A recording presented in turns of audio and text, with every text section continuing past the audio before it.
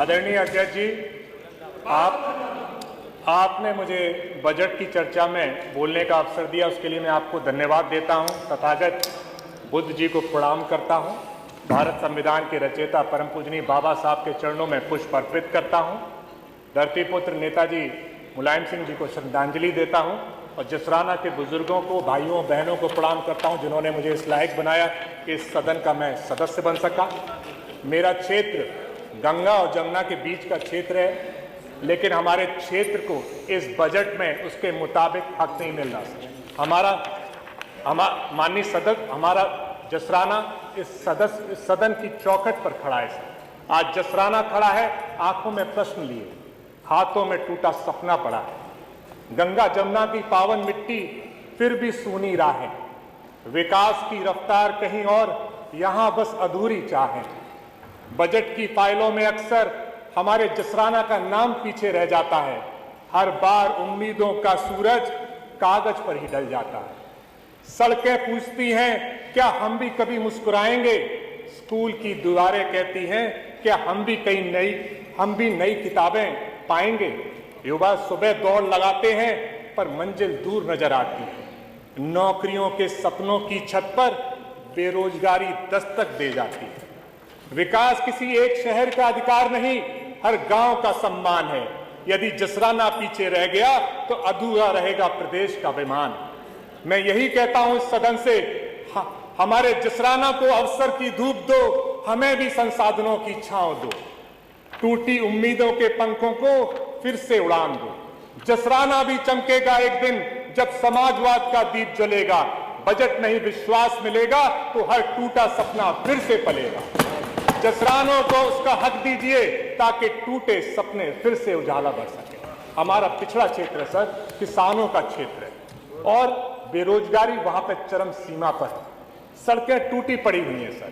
हमने लगातार 35,000 करोड़ का लोक निर्माण विभाग का बजट 35% खर्च किया, लेकिन हमारे यहाँ टूटी सड़कें हर गांव में पाई जाती हैं। गोसपुर, खड़ीकपुर, मिलावली, पाड़म, फरीदा, जोधपुर से लेकर तमाम गांवों में टूटी सड़कें पड़ी हैं। और मैं जब क्षेत्र में जाता हूं तो मुझे टोकने का बड़े बुजुर्ग काम करते हैं। मैं नवनिर्माण की भी सड़कें मैंने सर पिछले 4 साल से दी हैं, लेकिन नवनिर्माण की सड़कें मुझे अप्रूवल करके मिल रही हैं। और हमारे यहाँ खेरिया, नगला रमिया, गदनपुर, नगला कृपी, जौरी, सब में नवनिर्माण की लोग रोडों का मांग कर रहे हैं और मेरे सामने खड़े होकर मुझे टोकने का काम करते हैं। और मैं जब सदन पे आता हूं तो हमारे प्रस्ताव अधूरे रह जाते हैं। हमारे यहाँ जो अवागढ़ रोड है सर, वो उसके चौड़ीकरण की मैंने मांग की थी, लेकिन अभी तक वो भी अधूरी पड़ी है। नमामि गंगे में सर 20,000 करोड़ का बजट है, जो पिछली बार 40% खर्च हुआ, लेकिन अभी तक हमारे गांव में पानी नहीं पहुंचा। सड़कें टूटी पड़ी हुई हैं सर। टीटीएसपी की जितनी टंकियां थी, मोहम्मदपुर, झपारा, बहत, घाघव, कुतुबपुर, नगला, मेहदी, पलियदम, सब की सब सर खराब पड़ी हैं। कई बार प्रस्ताव दिए और बजट खर्च न करने के बावजूद हमें कभी भी अप्रूवल नहीं मिला। सीमेंट के ओवरहेड टैंक भी जो पड़े हैं वो भी टूटे पड़े हैं। हम लोगों के यहाँ बहुत जगह नहरें बहुत हैं, वहां पे त्योहार पे लोग नहाने का काम करते हैं, वहां पे त्योहार मनाने का काम करते हैं। हमने घाटों के निर्माण के लिए प्रस्ताव दिए, जेड़ा पे, पेड़त पे, नगला भजन पर, मदीपुर पे, कहीं भी घाटों के प्रस्ताव का अप्रूवल नहीं मिला। यहां तक कि गोताखारों की भी व्यवस्था नहीं। आदरणीय अध्यक्ष जी, हमारे यहाँ ब्लैक बॉक्स पाए जाते हैं, काले हिरन, उनके लिए कोई संरक्षण केंद्र नहीं मिला, हमने उसका भी प्रस्ताव दिया था।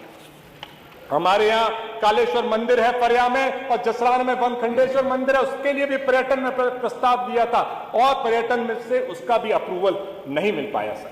कृषि विभाग में सर हमारे किसान डीएपी की लाइन में लगे रहते हैं और डीएपी उपलब्ध नहीं होती है, उनके पास कई बार उनके ऊपर लाठीचार्ज होता है सर।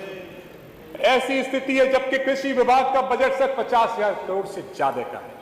परिवहन विभाग, आदरणीय मंत्री जी अभी तक बैठे थे, हमारे यहाँ ना कोई बस अड्डा है ना बस चलती है सर।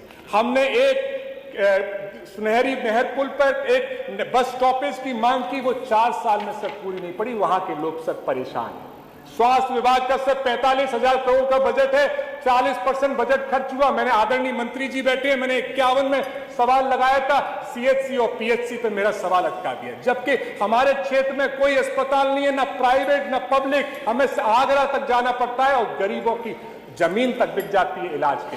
तो मैंने मांग की थी कि 100 सैया अस्पताल में सीएचसी को कन्वर्ट कर दिया जाए, आदरणीय मंत्री जी ने उसको ठुकरा दिया। मैं फिर से आपके माध्यम से आदरणीय मंत्री जी से मांग करता हूं, बेसिक शिक्षा विभाग है सर, 85,000 करोड़ का बजट है, 56% खर्च किया। हमारे स्कूल है 43 ऐसे प्राथमिक विद्यालय हैं जहां के लिए सड़कें ही नहीं है सर। नगला मान है, नगला जोरी है, जगन्नाथ है, नगला दीवारी है, नगला बली, ऐसे अनेकों गांव हैं जिनके प्राथमिक स्कूलों के लिए सर रोड तक नहीं है, बच्चों को कच्चे में जाना पड़ता है। औद्योगिक क्षेत्र की मांग की थी, हमारे बेरोजगार भाइयों को दिल्ली और मुंबई तक जाना पड़ता है। हमने कहा मिनी औद्योगिक क्षेत्र का वहां पर विकास हो जाएगा। वो भी फाइलें सरकारी विभागों में अटकी पड़ी हैं। मैं आपके माध्यम से मांग करता हूं कि हमारे यहां औद्योगिक क्षेत्र का निर्माण हो। सर हमारे यहाँ ग्राम झपारा में हमने फायर स्टेशन की मांग की थी, आपके माध्यम से भी की थी सर, याचिका में भी लगाया था और वो स्वीकृति भी मिल गई, लेकिन 1 साल तक उस पर बजट एलोकेट नहीं हुआ है। और उसका असर यह हुआ है कि अभी 5 दिन पहले हमारे पाड़म में फिर से आग लगी, दुकानों में आग लगी और बहुत भारी सर नुकसान हुआ। तो मैं आपके माध्यम से अनुरोध करता हूं सर कि हमारे जसरानों को भी उसका हक देना दीजिए, हमारे जसरानों को भी इस उत्तर प्रदेश के बजट में पूरा हक मिले, जिससे हमारे जसराना भी और क्षेत्रों की तरफ आगे बढ़ सके। आदरणीय अध्यक्ष जी, बस 30 सेकंड में अपनी बात खत्म करूंगा। हमारे यहाँ अंत्योष्टि स्थल और पंचायती भरात घरों में भी हमें बजट मिल जाए। और मैं आखिरी में मांग करता हूं कि हमारे यहाँ धनगर समाज सम्मानित समाज है और अहेरिया समाज सम्मानित समाज है, उनको एससी सर्टिफिकेट देने की मैं मांग करता हूं आपके माध्यम से। बहुत बहुत धन्यवाद, आपने मुझे बोलने का अवसर दिया। श्री चंद्रपाल सिंह, समाजवाद जय